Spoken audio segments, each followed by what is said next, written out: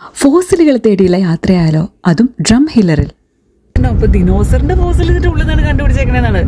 നമ്മളിപ്പോ നിൽക്കുന്നത് വേൾഡിലെ തന്നെ 75,000 ദശലക്ഷം വർഷങ്ങൾക്ക് മുമ്പുള്ള ഒരു ആളുടെ ഫോസിൽസ് നിർത്തുന്നത്.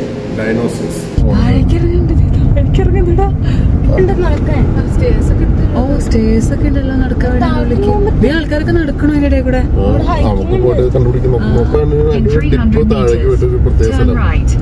കാനഡയിലെ ആൽബർട്ട് കാണാൻ വരുന്നവരൊക്കെ ഈ ഒരു സ്ഥലം കാണാൻ മറക്കരുത്, ഡ്രം ഹില്ലർ. പൊടി പൊടിയായിട്ടുണ്ടോ, ഡ്രൈ ആണിത്.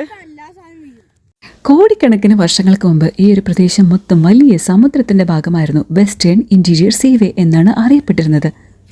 കാലക്രമേണ കടലിലെ വെള്ളം വറ്റിയാണ് പിൽക്കാലത്ത് ഇന്നത്തെ ഭൂപ്രകൃതി രൂപപ്പെട്ടത്. ബാഡ് ലാൻഡ്സ് എന്നാണ് ഇപ്പോൾ അറിയപ്പെടുന്നത്. ക്രിട്ടീഷ്യസ് കാലഘട്ടത്തിൽ ജീവിച്ചിരുന്ന ഡൈനോസറുകളുടെ ഫോസിലുകളാണ് നമ്മളിപ്പോൾ ഇവിടെ കണ്ടുകൊണ്ടിരിക്കുന്നത്.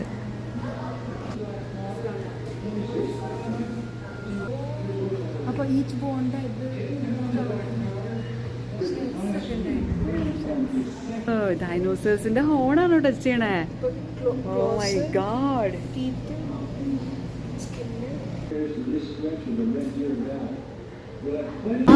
അധികം ഡൈനോസേഴ്സിന്റെ സ്കെലിറ്റൺ ഇവിടെ നിന്ന് കിട്ടിയിട്ടുണ്ട് കേട്ടോ.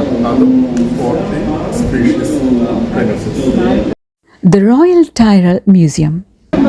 വേറെ ഒരിടത്തും ഇതുമാത്രം വെറൈറ്റീസ് സ്കെലിറ്റണും സ്പീഷീസും ഫോസിൽസും കണ്ടുപിടിക്കപ്പെട്ടിട്ടില്ല. ആൽബർട്ട് കാണാൻ വരുന്നവരൊക്കെ ബാൻഫ് മാത്രമല്ല, ഡ്രം ഹില്ലർ കൂടി വിസിറ്റ് ചെയ്യാൻ മറക്കല്ലേ.